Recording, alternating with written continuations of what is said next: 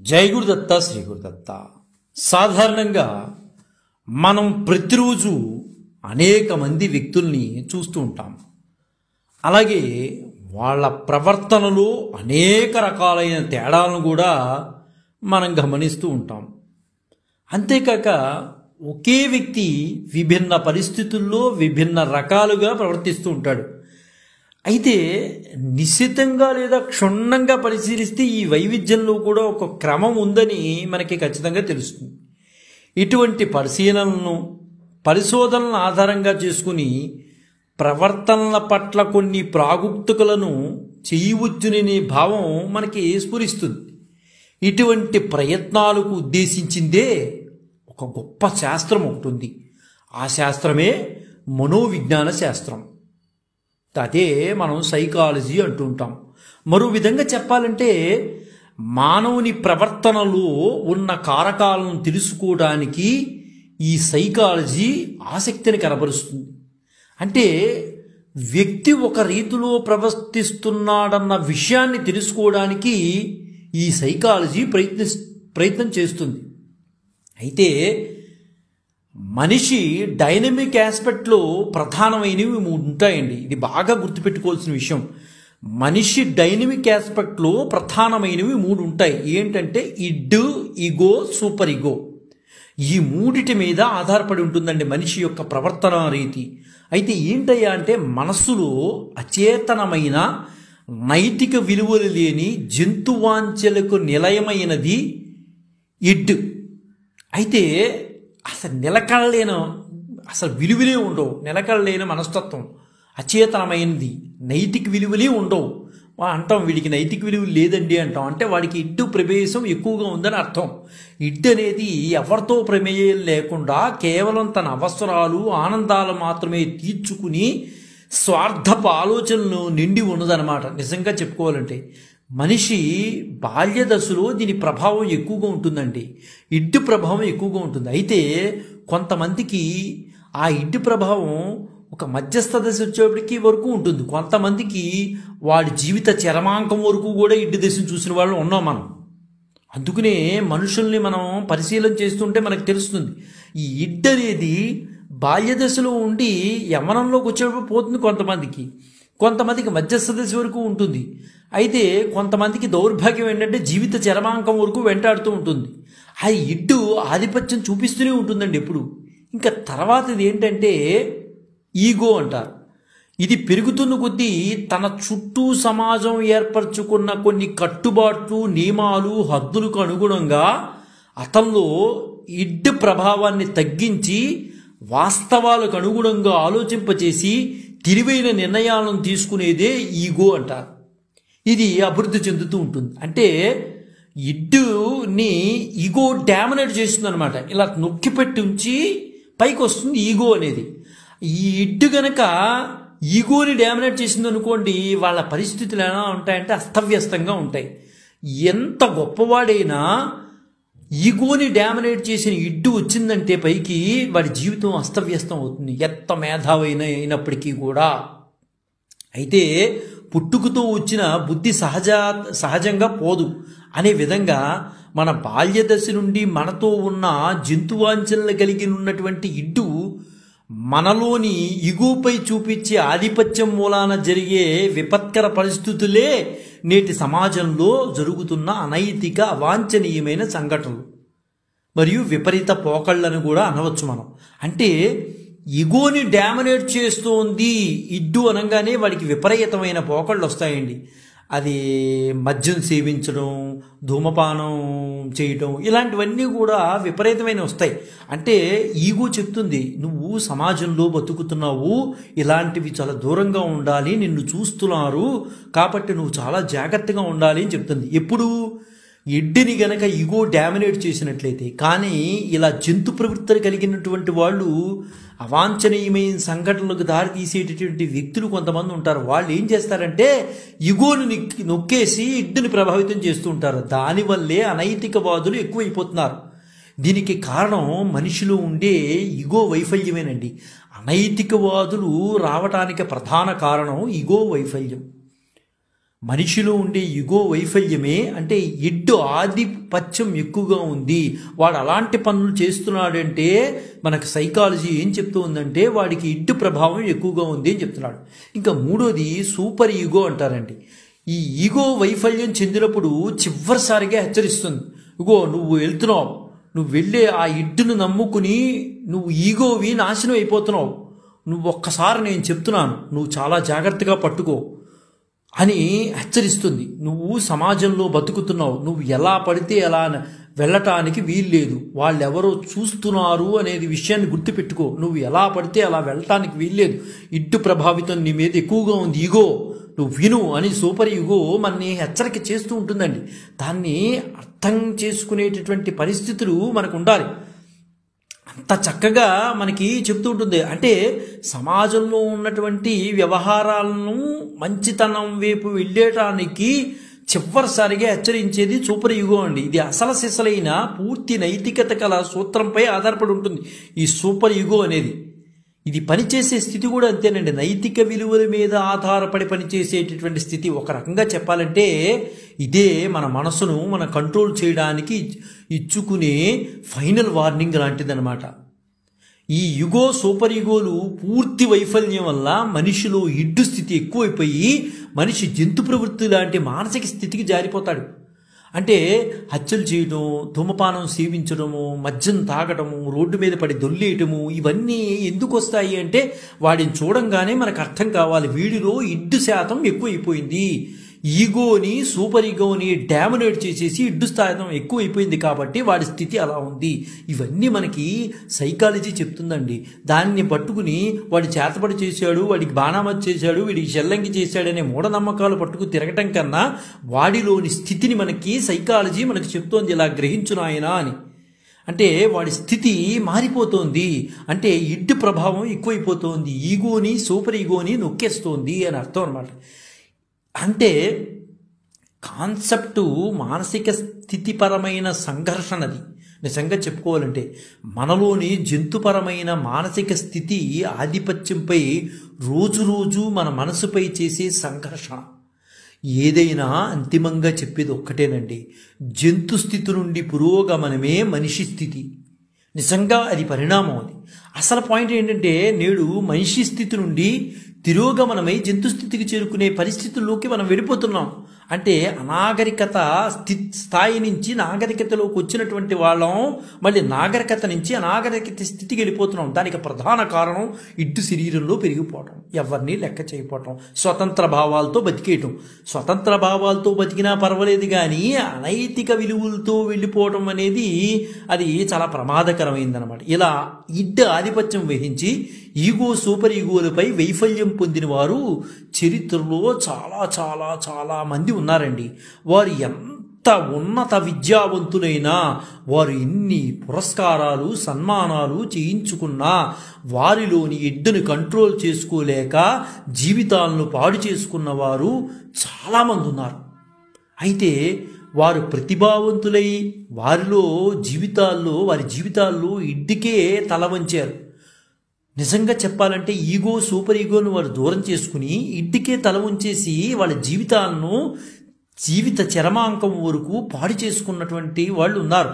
వారు మామూలు వాళ్ళు కాదు, చాలా తెలివైన వాళ్ళు. కానీ ఇడ్డు ప్రభావం చేత, శరీరంలో ఉన్నటువంటి ఇడ్డు ప్రభావం చేత ఆ ఇడ్డు ఈగోని సూపర్ ఈగోని నొక్కేయటం వలన వీరు ఆ ఇడ్డుకు ప్రభావితమయ్యి జీవితాలని నాశనం చేసుకున్న మహానుభావులు ఎంతమందో ఉన్నారు. అటువంటి కోవకు చెందిన వారిగా వారి జీవితాంతం అంతా తిరుపతి పరిసర ప్రాంతానికి ముడిపడి జీవిత చరమాంకంలో కూడా తిరుపతిలో దుర్భర జీవితం గడిపినటువంటి గొప్ప సాహిత్య పురుషులు ఆయన. ఆంధ్రప్రదేశ్ రాష్ట్రానికి రాష్ట్ర గీతమైన మా తెలుగు తల్లి మల్లెపూదండ రచించిన సుందర కవి ఆయన. రవీంద్రుని గీతాంజలిని తెలుగులోకి అనువదించిన గొప్ప జ్ఞాన సరస్వతి ఆయన. అలాగే అనేక భావగీతాలు, స్థల పురాణాలు, జానపద గీతాలు, ఖండకావ్యాలు, గ్రంథాలు రాసినటువంటి గొప్ప కవి శిఖామణులుగా వాసికెక్కిన మన నేటి ప్రాతస్మరణీయులు శంకరంబాడి సుందరాచార్యులు వారండి. నేడు శంకరంబాడి సుందరాచార్య గారి యొక్క జయంతి సందర్భంగా ఆ మహానుభావుడికి నివాళులర్పిస్తూ వారి జీవిత విశేషాలను తెలుసుకోవడానికి ప్రయత్నం చేద్దాం. అయితే ప్రతి వ్యక్తిలోనూ ఇడ్డు, ఈగో, సూపర్ ఈగో ఉంటాయండి. అయితే దురదృష్టవశాత్తు కొంతమందికి ఈగో, సూపర్ ఈగో పూర్తి స్థాయిలో కావలసినంత స్థాయిలో లేక అవి పడిపోవడం వలన ఇడ్డు ప్రభావితం ఎక్కువైపోయి చెయ్యకూడనటువంటి పనులు చేసి జనాదరణ పొందలేక దుర్భరమైన జీవితం గడిపిన వాళ్ళు చాలామంది ఉన్నారు. అందులో ఒక మహానుభావుడు సుందర కవిగా పేరు పొందినటువంటి వాడు శంకరంబాడి సుందరాచార్య గారు. ఆధునిక తెలుగు కవుల్లో సుందర కవిగా పేరు పొందినటువంటి శంకరంబాడి సుందరాచార్య గారు కమలమ్మ రాజగోపాలాచారి దంపతులకు ఆగస్టు 10, 1914 తిరుపతిలో జన్మించారండి. చిన్ననాటి నుండే స్వతంత్ర భావాలు ఎక్కువగా ఉన్నాయండి ఇందులో. ఈయనకి మనం మాట్లాడుకున్నాం, ఇడ్డు ప్రభావం ఎక్కువగా ఉంది ఇందులో. బాల్యం నుండి ఆయన స్వేచ్ఛాప్రియులు. నిజంగా చెప్పుకోవాలంటే ఎవరి మాట వినేవారు కాదు. ఆయన మనసుకి ఏది తోస్తే అదే తీసేవారు. అక్కడ ఈగో చెప్పినా వినేవారు కాదు, సూపర్ ఈగో చెప్పినా వినేవారు కాదు. కేవలం ఇడ్డుకు మాత్రమే ఆయన బానిసలై ఉండిపోయారు. ఒక రోజున శ్రావణ పౌర్ణమి నాడు సాధారణంగా బ్రాహ్మణ కుటుంబంలో ఉన్నటువంటి వారు, ఈయన బ్రాహ్మణ కుటుంబంలో పెరిగి ఉన్నారు కాబట్టి శ్రావణ పౌర్ణమి నాడు నూతన యజ్ఞోపవీతం ధరించవలసిన ఆచారం బ్రాహ్మణులకు ఉంది. కానీ సుందరాచార్యులు గారు గాలిపటం వల్లే ఎక్కడెక్కడో తిరిగి అపరాహ్నం వేళలో జంజం మార్చకూడదు, అపరాహ్నం వేళకి ఇంటికి చేరుకున్నాడు. అది చూసినటువంటి తండ్రి చాలా వేదనకి గురి అయిపోయాడు. ఆ రాజగోపాలాచారి గారు ఆవేదన గురి అయ్యి, ఎరా ఈరోజు జంజం మార్చాలని, యజ్ఞోపేతం మార్చాలని నీకు తెలీదా? ఏమిటి అపరాహ్నం వేళ ఇంటికి చేరుకుంటావా? ఉదయం వెళ్ళిపోయి కనీసం బ్రాహ్మణ పుట్టకు పుట్టావు నువ్వు, కనీసం ఈ రోజున యజ్ఞోపవీతం మార్చుకోవాలన్న సంగతి నీకు తెలియదా శ్రావణ పౌర్ణమి రోజున అని తండ్రి ఆగ్రహంతో అనగానే, ఈరోజు పవిత్రమైన రోజు, కొత్త యజ్ఞోపవీతం వేసుకోకుండా ఇప్పుడు వచ్చావా అంటే అపరాహ్నం వేళ మార్చుకుంటారా అంటూ కోపగించుకున్నారు. సుందరాచార్యులు గారు వెంటనే, ఆయన మనం చెప్పుకున్నాం కదండి, ఇడ్డు ప్రభావం ఆయనలో ఎక్కువగా ఉంది. ఈగో, సూపర్ ఈగో ఆయన్ని ఇడ్డు చంపేస్తోంది. ఆయన మనసులో ఉన్నటువంటి ఇడ్డు ఈగోని, సూపర్ ఈగోని చంపేయటం వలన, ఇడ్డు ప్రభావం ఎక్కువైపోవడం వలన స్వతంత్ర భావాలు ఎక్కువ వచ్చేసి సుందరాచార్యులు గారు వెంటనే జంజం తీసుకుని అక్కడ ఉన్నటువంటి కుక్క మెడలో వేసేసి వెళ్ళిపోయారు. ఈ తిరుగుబాటు ఆయన జీవితంలో మొదటి భాగంగా కనిపిస్తుంది. బహుశా ఈ తప్పిదాలే ఆయన జీవితానికి శాపాలయ్యాయి అనుకుంటాను. అంటే ఒక వైదిక ధర్మాన్ని పక్కన పెట్టి ఏదో మన ఇష్టం వచ్చినట్టుగా బతుకుదాము అనుకుంటే అవి శాపాలై జీవిత చర్మాంకంలో కొడతాయండి. మొదలు బాగానే ఉంటాయి, జీవిత చర్మాంకంలో చాలా ఇబ్బంది పడాల్సి వస్తుంది. శాస్త్రం చెప్పినటువంటి విధంగా నువ్వు నడుచుకోకపోతే ఈరోజు చాలా ఆనందమయ జీవితంగానే ఉంటుంది. చూసిన వాళ్ళందరూ అంటారు, అదేంటండి ఆయన చాలా బాగా బతుకుతున్నాడు కదా, ఏమిటి చాలా చక్కగా ఉన్నాడు కదా అని అనుకోవచ్చు. కానీ ఆ విధానాలన్నీ, ఆ శాపాలన్నీ, మనం చేసిన పాపాలన్నీ శాపాలై జీవిత చర్మాంకంలో మంచంలో కూర్చున్నటువంటి పరిస్థితులు వస్తాయి. అదే భగవంతుడు తీసుకొస్తాడు. అన్ని సేవలు చేయించుకోవాల్సిన పరిస్థితులు వస్తాయి. అందుకనే బహుశా ఈ తప్పిదాలే ఆయనకి శాపాలుగా జీవితంలో మారాయని చాలామంది పెద్దలు అంటూ ఉంటారు. తండ్రిపై కోపంతో పంతానికి పోయి ఇల్లు వదిలి వెళ్ళిపోయాడు ఆయన. ఈ ఇడ్డు ప్రభావం ఎక్కువగా ఉండటం వల్ల ఇంట్లో చెడిపోయాడు ఆయన. పొట్టకూటి కోసం సుందరాచార్యులు గారు ఎన్నెన్నో పనులు చేశాడు. నిజానికి అపర మేధావంటి ఆయన. అలాంటి వాడు ఇడ్డుని కంట్రోల్లో పెట్టుకోకపోవడం వల్ల జరిగినటువంటి విషయాలు ఏమిటనేది మనకి చాలా స్పష్టంగా తెలుస్తున్నాయి. తిరుపతిలో హోటల్లో సర్వర్గా పనిచేశాడండి. తిరుపతి రైల్వే స్టేషన్లో కూలీగా మారాడు. ఉద్యోగం కోసం మద్రాసు వెళ్ళాడు. ఆయన స్వతహాగా తమిళ భాష బాగా వచ్చండి ఆయనకి. తమిళ భాష అంటే బాగా ఇష్టం. ఉద్యోగం అలా అని తెలుగుకు ఏ రకంగానూ అపకారం చేయలే. తెలుగు భాష అంటే తమిళ మీద ఇంకా ఇష్టం ఆయనకి. ఉద్యోగం కోసం మద్రాసు వెళ్ళారు. సుందరాచార్య ఉద్యోగార్థి వెళ్ళినప్పుడు ఆ అభ్యర్థి ఈ సుందరాచార్య గారే పత్రికాధిపతికి వెళ్ళాడు. ఆ పత్రికా ఆఫీస్కి వెళ్ళినప్పుడు ఆ పత్రికాధిపతి సుందరాచార్య గారిని, మరి మద్రాసులో ఉంది, అక్కడ ప్రాంతంలో ఉంది పత్రిక. ఆ పత్రిక అధిపతి అన్నారు, నీకు తెలుగు వచ్చా అని అడిగితే వెంటనే తడువుకోకుండా, మీకు తెలుగు రాదా అంటూ ఉద్యోగాన్ని ఇచ్చే మహానుభావుడినే ఎదిరించి ప్రశ్నించినటువంటి ధీమంతుడు ఆయన సుందరాచార్య గారు. అంటే ప్రశ్న అడిగింది ఎవరో తెలుసా అండి? సాధారణమైన వ్యక్తి కాదు, ఆంధ్రపత్రిక అధిపతి కాశీనాథుడు నాగేశ్వరరావు పంతులు గారు. ఆయన అడిగారు, నీకు తెలుగు వచ్చా అంటే, ఈయన మద్రాసులో ఉంది కదా అది, అందువలన నీకు తెలుగు వచ్చా అన్నారు. మీకు తెలుగు రాదా అంటూ ఎదురు ప్రశ్న చేశాడు. అంటే అప్పటికే ఈయనకి స్వతంత్ర భావాలు ఎక్కువ అండి, మాటకి మాట బదులు పుచ్చుకునేటటువంటి స్వభావం గలవాడు. చివరికి పని కోసం మద్రాసు వెళ్ళి ఆంధ్రపత్రికలో ఉద్యోగం సంపాదించి అక్కడే పనిచేస్తూ ఉండేవాడు. అయితే అనుకోకుండా ఒక ప్రముఖునిపై వ్యాసం రాయాల్సి వచ్చింది. తాను వ్యక్తులపై వ్యాసాలు రాయనని భీష్మించి కూర్చున్నాడు ఆయన. నేను ఎటువంటి పరిస్థితుల్లో ఏ వ్యక్తిని పొగుడుతూ నేను రాయను, మీరు రాయమన్నా నేను రాయను అని చెప్పేసి ఉద్యోగానికి రాజీనామా చేసి వచ్చేసాడు. అంత నిష్కల్మషమైన హృదయంతో ఉండేవాడు, నిష్కర్షగా కూడా మాట్లాడేవాడు. చదువు పూర్తయ్యాక తిరుపతిలోనే ఏదో ఉపసంపాదకుడిగా తిరుపతిలో చేరి ఆయన ఎదుగుతున్న వర్షంలో కళావని శీర్షికతో ఆంధ్రపత్రికలో తాను రాసిన వ్యాసాలు మంచి గుర్తింపు పొందేయండి. తర్వాత 1939లో చిత్తూరు బుడ్ హై స్కూల్లో సెకండరీ గ్రేడ్ ఉపాధ్యాయుడిగా పనిచేశాడు. ఈయన మధ్యలో ఏం చేశాడంటే, ఆయన పరిపూర్ణత ఎక్కడా కూడా సంపాదించలేదండి. 2 ఏళ్ళు సెలవు పెట్టేసి చిత్తూరు నాగయ్య గారి ప్రోత్సాహంతో దీనబంధు చిత్రానికి మాటలు పాటలు కూడా రాశాడు. అంటే దీనబంధు చిత్రానికి, చిత్తూరు నాగయ్య గారు నటించినటువంటి దీనబంధు చిత్రానికి మాటలు పాటలు రాసింది ఈ మహానుభావుడే. తర్వాత జూనియర్ డిప్యూటీ ఇన్స్పెక్టర్ ఆఫ్ స్కూల్స్గా లభించిన పదవిని సైతం విద్యాశాఖ డైరెక్టర్ చేతి సంచిని సుందరాచారి గారికి ఇచ్చి పట్టుకురా అని అన్నారు. ఈయనకి అసలు డిప్యూటీ ఇన్స్పెక్టర్ ఆఫ్ స్కూల్స్ పదవి వచ్చేదండి. అక్కడ విద్యాశాఖ డైరెక్టర్ గారు ఒక సంచిని సుందరాచార్య గారికి ఇచ్చి పట్టుకురా నువ్వు అని అన్నారు. వెంటనే ఈయన కోపం వచ్చి, నేను బంట్రోత్తుని కాను నీ సంచి పట్టుకోవడానికి అని కోపగించి ఆ ఉద్యోగానికి కూడా రాజీనామా చేసాడు. అంటే ఇక్కడ స్వతంత్ర భావాలు, ఇడ్డు ప్రవేశం అనేది ఎలా ఉందో అనేది మీకు అందరికీ అర్థమవుతోంది. తన 12వ ఏటనే తెలుగు కవిత్వం రాయడం ప్రారంభించిన సుందరాచార్య గారి గేయ, గీత, బుర్రకథ, నాటక, ఖండకావ్య కథారచనలే కాక వేలాది ఉపన్యాసాలు కూడా ఇచ్చాడండి మహానుభావుడు. నా స్వామి, గీతాంజలి వంటి కావ్య రచనలు, కెరటాలు, సుందర సుధాబిందువులు వంటి ఖండకృతులు, గాలిమేడలు, అరాచకం వంటి దుశ్యకృతుల్లో నాటకాలు, బుద్ధగీత, ఏకలవ్యుడు వంటి ప్రబోధ రచనలు, శాంతిదూతలు, రంగిరాస్యం వంటి జానపద రచనలు చేశారైనా. ఎన్ని రచనలు చేసినప్పటికీ వీరి ప్రతిభకి తార్కాణంగా నిలిచింది మాత్రం మా తెలుగు తల్లికి మల్లెపూదండ. భారతదేశానికి జనగణమన జాతీయ గీతమైనట్లే మా తెలుగు తల్లికి మల్లెపూదండ మన తెలుగు జాతికి రాష్ట్రీయ గీతం అయింది.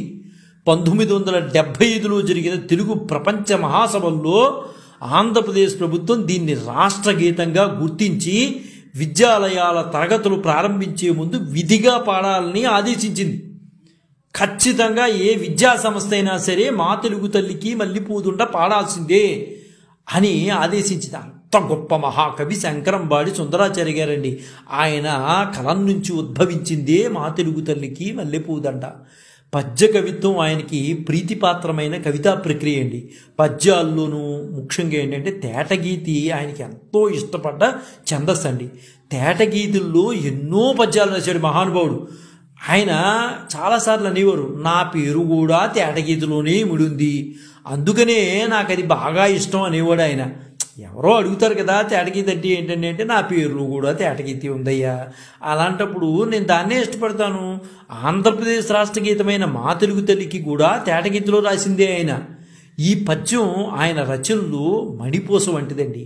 అంటే తేటగీతుల్లో వచ్చినటువంటిది ఇది, మణిపూస వంటిది. రాష్ట్ర చారిత్రక సాంస్కృతిక వారసత్వ రమ్యంగా వర్ణించిన 4 పద్యాలవి.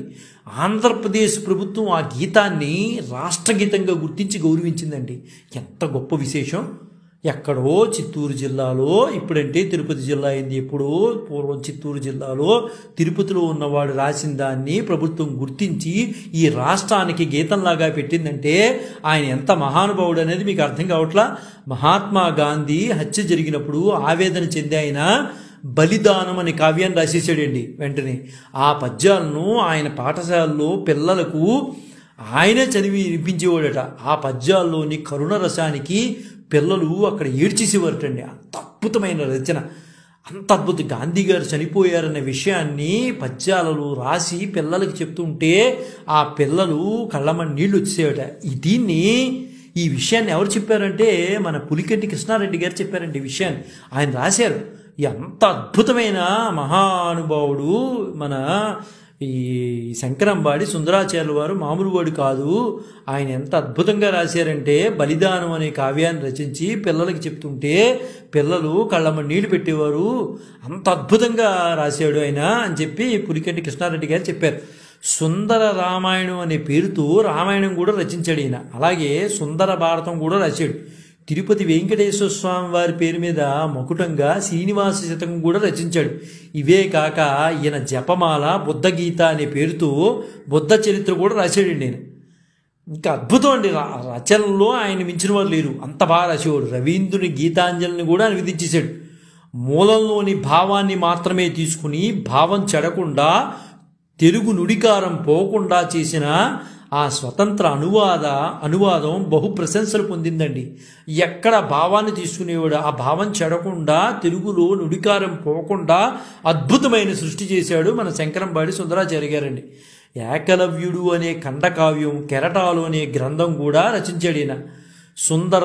సుధాబిందువులు అనే పేరుతో భావగీతాలు అద్భుతంగా ఉంటాయండి. అవి చాలా అద్భుతంగా ఈయన రాశాడు.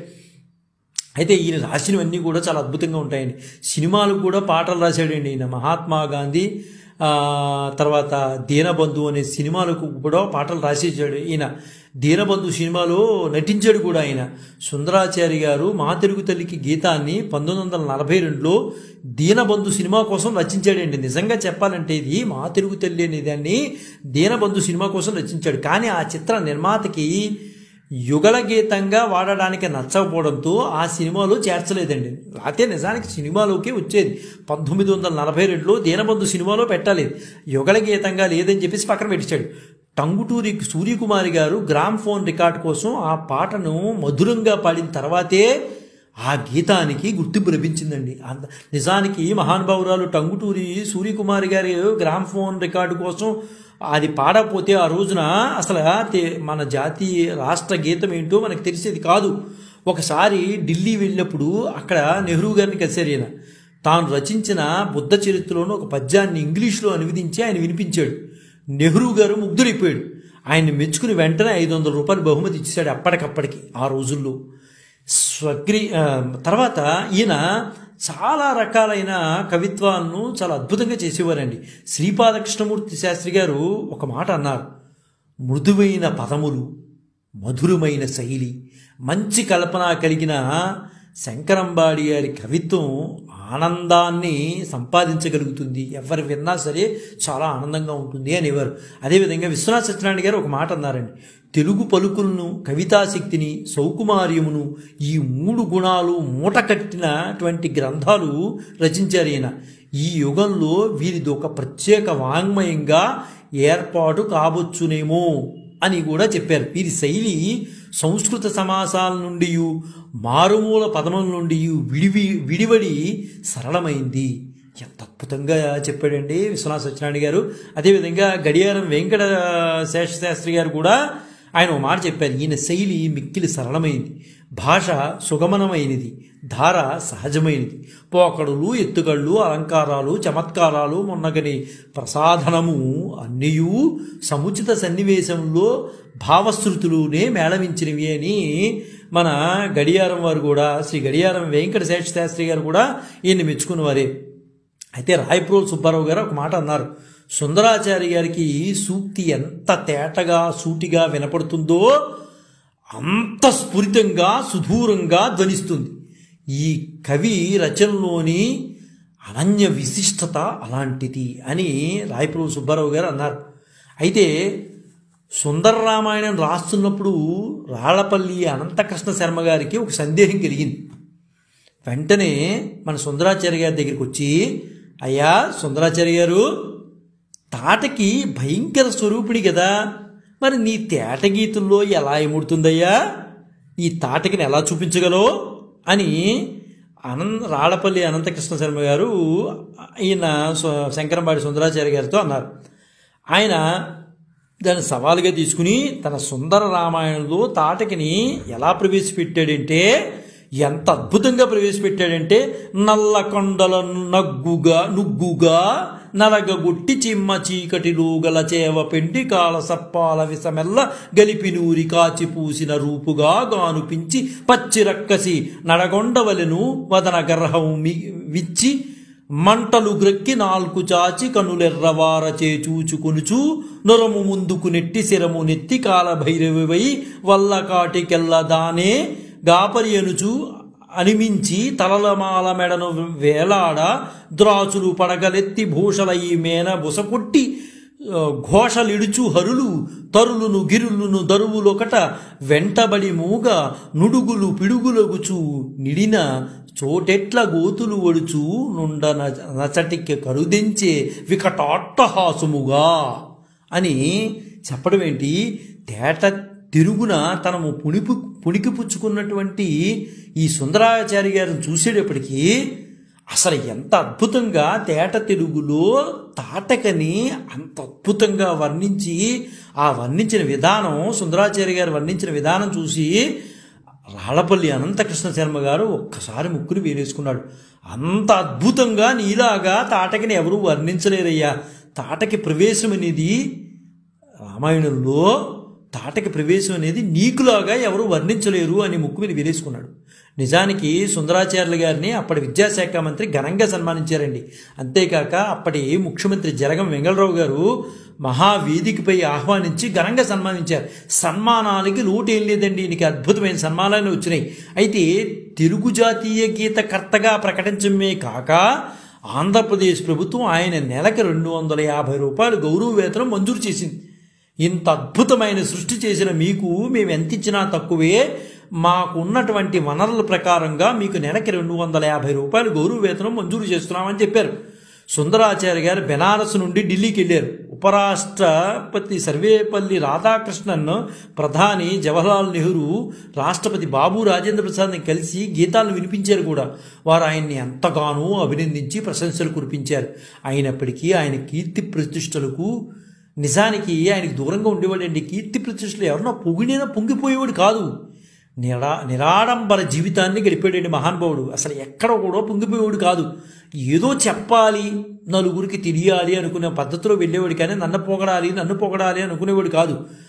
హైదరాబాదులో 1975 సంవత్సరం ఏప్రిల్ 12న ఉగాది నాడు తొలి తెలుగు ప్రపంచ మహాసభలు ప్రారంభమయ్యాయండి. 6 రోజుల పాటు వైభవంగా జరిగాయి. అప్పుడు ఆ సభ ప్రారంభంలో మా తెలుగు తల్లికి గీతాన్ని ఆలపించడానికి టంగుటూరి సూర్యకుమారి గారిని ఇంగ్లాండ్ నుంచి పిలిపించారు. ఆవిడే కదా అసలు నిజానికి బయటికి తీసుకొచ్చింది. ఆ సమయంలో సదరు గేయకర్త ఎవరు అనే ప్రశ్న అక్కడ అందరికీ వచ్చింది. ఎవరండి గేయకర్త, ఎంత అద్భుతంగా రాసింది ఎవడండి బాబు అని అనుకున్నారు. అందులో అక్కడే సభలో దూరంగా వెనుక వైపు ఒక వ్యక్తి చిరిగిన బట్టలతో దయనీయమైన స్థితిలో నిలబడి ఉన్నాడు. ఆయన ఎవరో కాదు, మన శంకరంబాడి సుందరాచార్య గారేనండి. అక్కడున్న కొంతమంది ఆయన గుర్తించారు. వేదికపై ఏమండో ఈయన ఈ మహానుభావుడేనండి రాసింది, ఆవిడ పాడుతున్నారంటే ఈ రోజున ఆవిడ అంత అద్భుతంగా పాడుతున్నారంటే ఈ మహానుభావుడు రాయకపోతే ఆవిడ అద్భుతంగా పాడేదా? ఈయనేనండి, చిరిగిపోయిన బట్టలతో ఉండేటటువంటి ఆయనేనండి, ఈయన పేరు శంకరంబాడి సుందరాచార్య గారండి అని వేదిక పైన మహాసభలపైన నిర్వాహకులు మండలి వెంకటకృష్ణారావు గారు స్వయంగా సుందరాచార్య గారిని వేదికపై తీసుకెళ్లి సత్కరించారు. అప్పుడు గౌరవవేతం కూడా ప్రకటించారనుకోండి. ఏది ఏమైనా ఆయన, నేను చెప్తున్నాను కదండి, ఆయన స్థాయిలో ఇడ్డు ప్రభావం ఎక్కువగా ఉండడం వలన మిగతావన్నీ కూడా సూపర్ ఇగో పడిపోయి 1976లో కడప జిల్లా కలెక్టర్ పిఎల్ సంజీవరెడ్డి 1976లో పంచాయతీరాజు రజతోత్సవాలను వైభవంగా జరపదలిచి వారికి లేఖ రాసి ఆహ్వానించమని కడపకు చెందిన ప్రసిద్ధి రచయిత ఒకరు ఉన్నారండి. అది ఆయన పేరు ఏంటంటే జానుమద్ది హనుమత్ శాస్త్రి గారండి. ఆయనకి చెప్పారు. అప్పటికి ఆయన ఆరోగ్యం దెబ్బతిని కడపకు వచ్చారు. ముసాఫర్ బంగ్లాలో వసతి ఏర్పాటు చేశారు. ప్రభుత్వం మహిళా జూనియర్ కళాశాలలో సాయంత్రం జరిగిన సభలో రాష్ట్ర మంత్రులు అతిథులుగా పాల్గొన్నారు. ఆ వేదికపై అతి కష్టం మీద మన సుందరాచార్య గారు మా తెలుగు తల్లికి మల్లెపూదండ అనే గీతాన్ని పాడారండి. అప్పటికే కొద్దిగా ఆరోగ్యం దెబ్బతింది. ఈ సందర్భంగా మంత్రి, కలెక్టర్ ఘనంగా సత్కరించారండి. అంత అంత అనారోగ్య పరిస్థితులు ఉండి ఆయన పాడాడు, అంత అద్భుతంగా రాశాడని చెప్పేసి అక్కడ మంత్రి గారు కలెక్టర్ గారు కూడా ఘనంగా సత్కరించారు.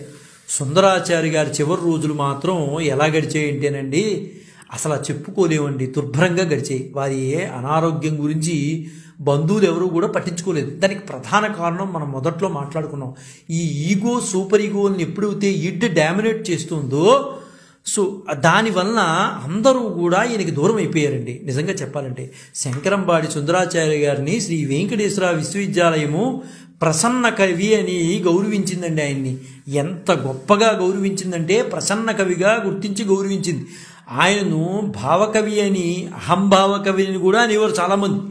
సుందర కవి అన్నది ఆయనకి మరో పేరండి. సుందర కవి అంటే ఎవరయ్యా అంటే మొట్టమొదటి వరుసలో వచ్చేవాడు మన శంకరంబాడి సుందరాచార్య గారేనండి.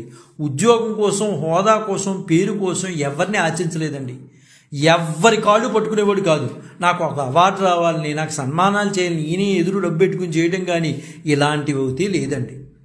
ఏ రకంగా కూడా ఈయన ఎవరిని కోరేవాడు కాదు. చేయి చాపని గుణం వల్లే బహుశా జాతి మాతకు మల్లెపూ దండలు గుచ్చి రచించిన ఆ రసరమ్య గీతకర్త కూడా దశాబ్దాల పాటు కనుమరుగైపోవడం నాటి చరిత్రగా మనం మాట్లాడుకోవచ్చు అండి. అంటే ఎవరు కాళ్ళు పట్టుకోలేదు ఆయన. ఎవరిని కూడా నేను ఈ గేయం రాశాను, నేను ఈ పద్యం రాశాను, నన్ను గుర్తించండి, గౌరవించండి, నాకు బిరుదులు ఇవ్వండి అని ఎవరి కాళ్ళు పట్టుకోలేదు, ఎవరిని యాచించలేదు. బహుశా అందువలన నేటికి కొన్ని పాఠశాలల్లోకి వెళ్ళి మా తెలుగు తల్లికి మల్లెపూదండ ఎవరు రచించారంటే 170% మంది పిల్లలు చెప్పలేనటువంటి పరిస్థితుల్లోకి మనం వెళ్ళిపోయాం. అంటే మా తెలుగు తల్లికి మల్లెపూదండ ఎవరు రచించారా నాన్న అని అడిగితే ఎవరు చెప్పలేనటువంటి పరిస్థితుల్లోకి వెళ్ళిపోయాం. అంటే ఆ పరిస్థితుల్లో తెలుగు వచ్చేస్తోంది. దీన్ని కాపాడుకోవడానికి అందరూ ముందుకు నడవాలి అని నేను మనస్ఫూర్తిగా కోరుకుంటున్నాను. అయితే ఈయన వేదమ్మాళ్ళని ప్రేమించి పెళ్లి చేసుకున్నారండి. అయితే ఆమె మనోవ్యాధిగ్రస్తులైన కారణంగా కొంత వేదం చెందాడు. బహుశా అంటే కొన్ని తప్పటడుగులు ఉంటే దానికి ప్రధాన కారణాలు కూడా వెతకాలి. ఏదేమైనా తప్పటడుగే కదండి. అయితే ఎన్ని కారణాలు మనం మాట్లాడుకున్నా ఆ తప్పటడుగులే ఆయన జీవితాన్ని నాశనం చేసాయి. అయితే భార్య మనోవ్యాధిగ్రస్తురాలు అవడం వలన వేదన చెంది జీవిత చరమాంకంలో తాగుడుకు బానిసైపోయాడు. జీవిత చరమాంకంలో ఒక రకమైన నిర్లిప్తత జీవితాన్ని గడిపాడండి. ఇంత మహానుభావుడు కూడా, ఇన్ని రాసినటువంటి వాడు, ఇంత గొప్పగా మాట్లాడేవాడు. ఆయన మైకు పట్టుకుని మాట్లాడితే ఎంతమంది అయినా సరే, ఎంత గొప్ప విద్వాంసులైనా సరే ఆయన ముందు కూర్చుని వినాల్సింది. అంత గొప్పగా మాట్లాడేవాడు. త్రాగుడుకు అలవాటు పడినటువంటి సుందరాచార్య గారికి తిరుపతి కళాశాల తెలుగు అధ్యాపకులు మన్నవ భాస్కర్ నాయుడు గారు ఇంట్లో ఆశ్రయం కల్పించారు. మహానుభావుడు బహుశా ఈ ఇడ్డు ప్రభావం ఆయన మీద ఉందనుకున్నాడేమో, నాకు తెలియదు కానీ మొత్తం మీద ఈ మహానుభావుడిని కాపాడుకోవాలని కొన్ని రోజులు భాస్కర్ నాయుడు గారు ఇంట్లో ఆశ్రయం కల్పించారు. ఆ ఆశ్రయం కల్పించిన ఆయన 5 ఏళ్ళు అనారోగ్యంతో జీవితం గడిపాడండి. చివరికి తిరుపతిలో తాను నివాసం ఉంటున్న ఇంట్లోనే సరిగ్గా 1977 సంవత్సరం ఏప్రిల్ 8వ తేదీన ఈ కవితా లోకాన్ని వదిలి, ఈ నాటక లోకాన్ని వదిలి ఆయన శాశ్వత నిద్రలోకి వెళ్ళిపోయాడు మహానుభావుడు.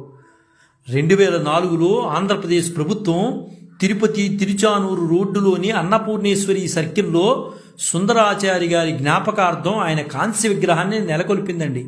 అంటే దీనికి ప్రధాన కారకుడు అప్పుడు ముఖ్యమంత్రి వైఎస్ రాజశేఖర రెడ్డి గారండి. ఆయనలో ఎన్నున్నాయో మనకు అనవసరం, కానీ ఈ తెలుగుకి న్యాయం చేసిన మహానుభావుడు ఆయన్ని ఖచ్చితంగా గుర్తించి గౌరవించాలనే ఉద్దేశంతో ఆయన ఖచ్చితంగా ఆయన కాంస్య విగ్రహాన్ని పెట్టాలని కరుణాకర్ రెడ్డి గారి ప్రోత్సాహంతో వైఎస్ రాజశేఖర రెడ్డి గారు 2007 సంవత్సరం నవంబర్ 10న మన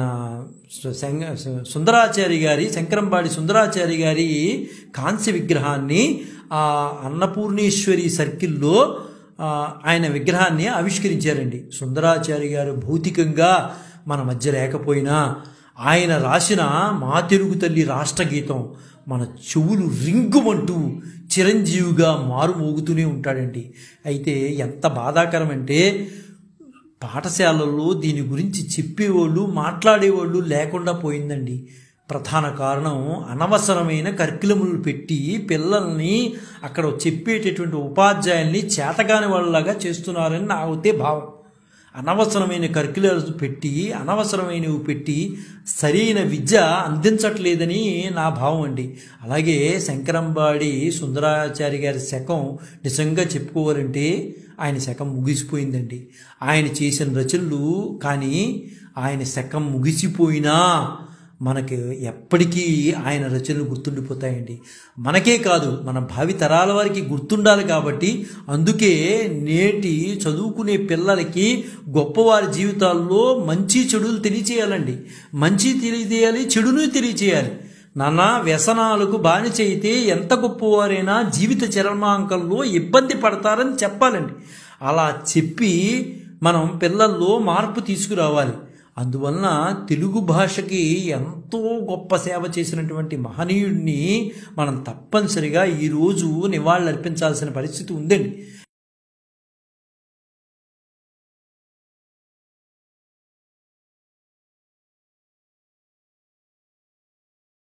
నివాళులు అర్పించాలని మనసారా కోరుకుంటూ జై గురుదత్త, శ్రీ గురుదత్త, శ్రీపాద శ్రీవల్లభ చరణదాసుడు, మానికొండ రాజశేఖర శర్మ, రాజమహేంద్రవరం. స్వస్తి.